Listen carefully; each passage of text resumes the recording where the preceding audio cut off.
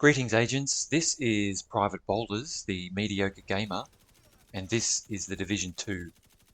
Thank you for tuning in. I appreciate you taking the time to watch my content. If you find it helpful or useful, please consider liking and or subscribing, as that will help grow my channel. I hope you're doing well today. The topic of today's video is a gear set by the name of Ongoing Directive. You may or may not be familiar with it, being a newer player. It works quite well solo or in a group. So if we have a look at what makes up the build that I'm showing you, which is incidentally the build I'm using in the footage. So I'm running in this build 4 pieces of Ongoing Directive. So 4 pieces gives us plus 15% to status effects, plus 30% to reload speed, which will help with the weapon that I'm running. And then the 4th piece gives us rules of engagement. So shooting a status affected enemy will apply a mark. Killing a marked enemy grants a full clip of hollow point ammo for your active weapon and half a clip of the agent's active weapon to the rest of the party. The mark lasts for 10 seconds, and the hollow point ammo amplifies weapon damage by 20% and applies a bleed on hit. So bleed is a status effect if you weren't familiar with that. So I'm running the chest, which is an absolute must with this build, as that increases the weapon damage from hollow point ammo from 20% to 50%. So that's quite a big damage amp we're getting there for not using the chest piece. Now that just take note that bonus does not apply to party members, only to yourself. So basically what you do is when you enter combat, you apply some kind of status effect to the enemies or enemy that you are engaging, and I'll cover that off a bit later. But basically, once you apply a status effect to that enemy, you'll see a little mark above them.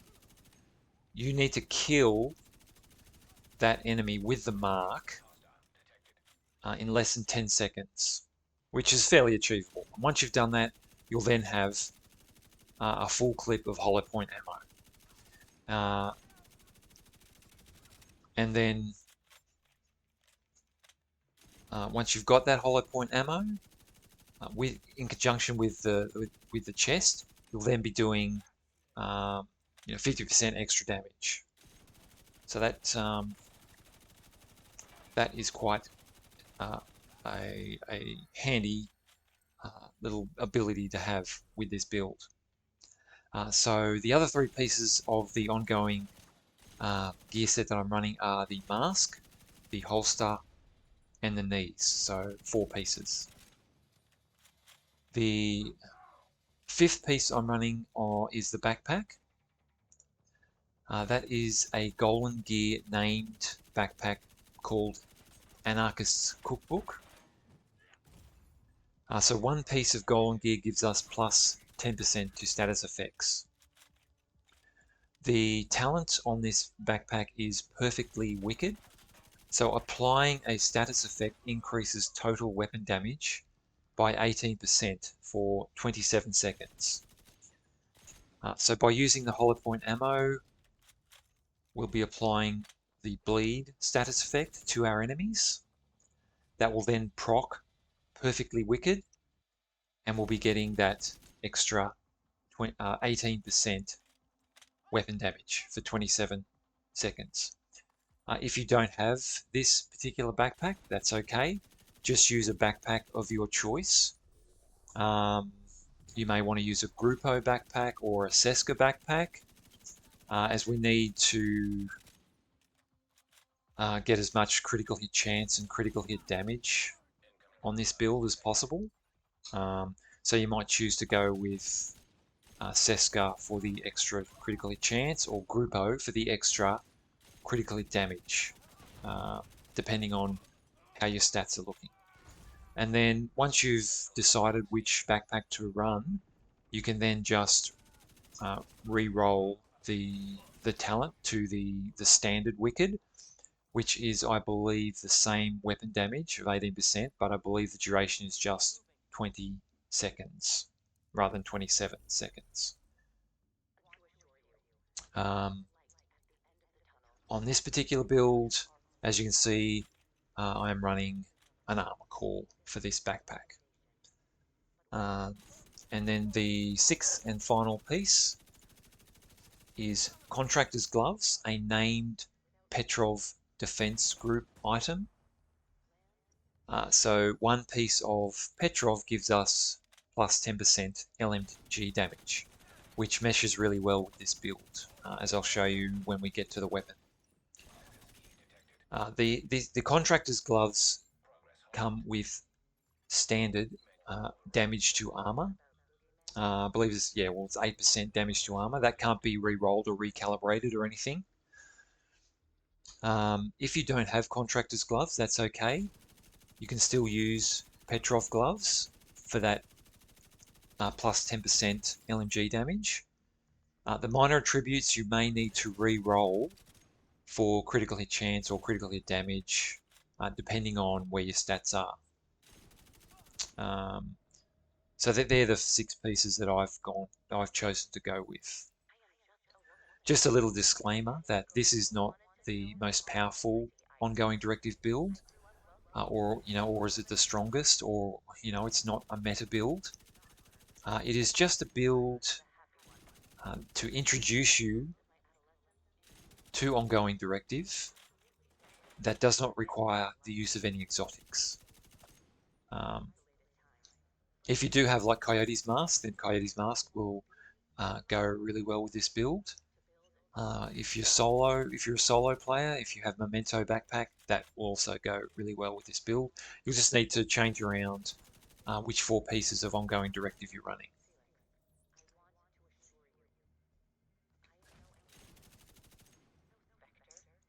Okay, so for the specialization, I have gone with Gunner, and there's a couple of reasons why. The first is we get the Banshee Pulse. So that is a skill that launches a forward arc of pulse energy that disorients enemies caught in the wave. It also penetrates cover. So this is a very good skill to use when you're entering combat to proc the ongoing directive talent.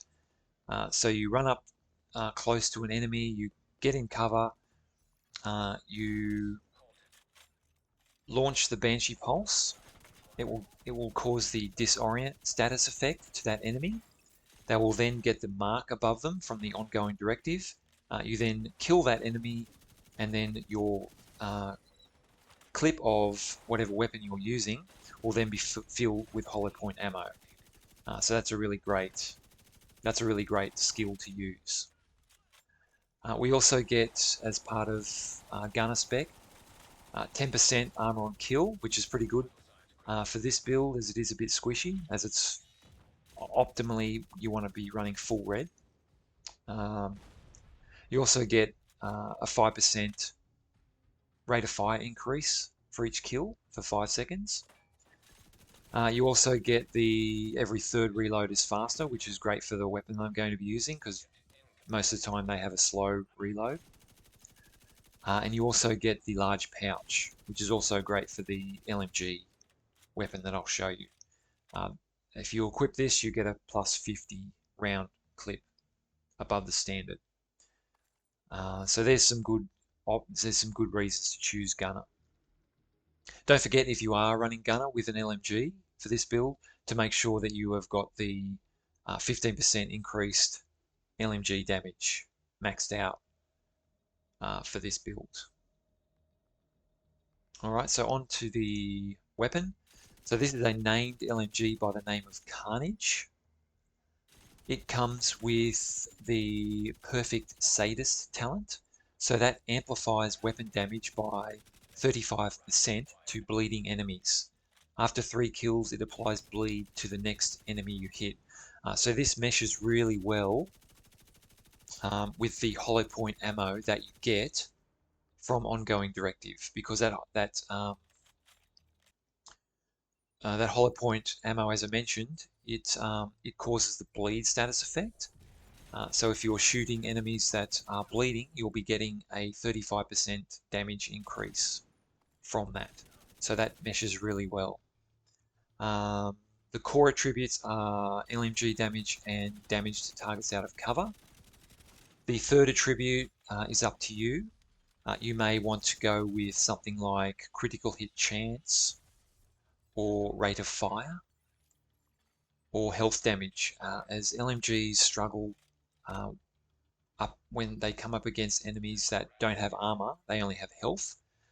So I'm talking about chungers, or Black Tusk, Warhounds, or tanks. So they don't actually have, technically they don't have armor, they have health. So you'll really notice the difference when you come up against like a chunger or a warhound or a tank or something like that. When using an LMG, you'll really notice that the damage struggles with them, because most other weapons have health damage as a core attribute, whereas LMGs don't. They have damage to targets out of cover. So you may want to consider running health damage as the third attribute, but that is entirely up to you. If you don't have Carnage, then you can farm it. So the loot pool was updated recently. So if you want to farm Carnage, you can run the Coney Island Ballpark mission. If you can run it on Heroic with a couple of directives, it will drop eventually. I'm not saying that it will drop straight away on your first run. It may. But if you run it a few times, you will find that it should drop eventually. And then you will have Carnage to run with this build.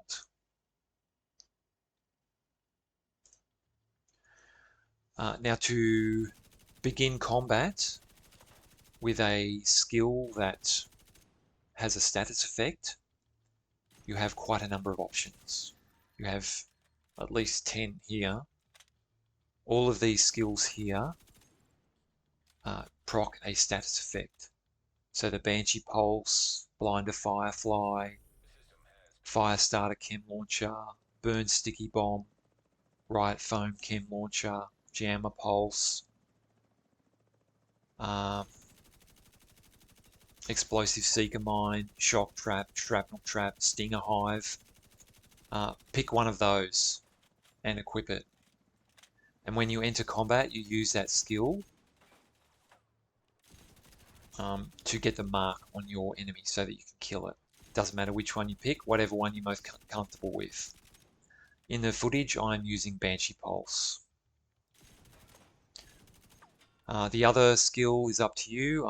I would recommend Reviver Hive, which is what I'm running. You need to get your critical hit chance above 50, and you need to get your critical hit damage above 100 to make use of this build effectively. So in this build that I'm running, my critical hit chance is at 54.7. My critical hit damage is at 111.7. So you may need to mix and match. Don't forget, you can put critical hit chance and critical hit damage attachments on your weapon. And don't forget about gear mods as well. This build is unoptimized, so it's a lot of the pieces I'm running are not fully maxed. So there is a lot of room for improvement. But there you have it. That is an ongoing directive build with a couple of pieces there that perfectly mesh with the talents that you get. So what are your thoughts? What do you think of this build? As a newer player, is this something that you would consider using? Or do you use something similar to that already? I'd be keen to hear your thoughts in the comments. And just as a side note, if you're looking to acquire some ongoing directive pieces, because maybe you don't have it yet. Maybe try Countdown. Set your targeted loot ongoing directive, run Countdown once or twice, and I'm pretty sure that you'll have all the pieces that you need to start a build. I've actually done a video on Countdown that you may find helpful that I will link in the comments. But there you have it. That's an ongoing directive build. It works quite well solo or as a group. Try it out. Let me know what your thoughts are. But thank you for watching. I really appreciate you taking the time. Please consider liking and or subscribing. That's all for now, agents. Until next time, stay safe out there and take care.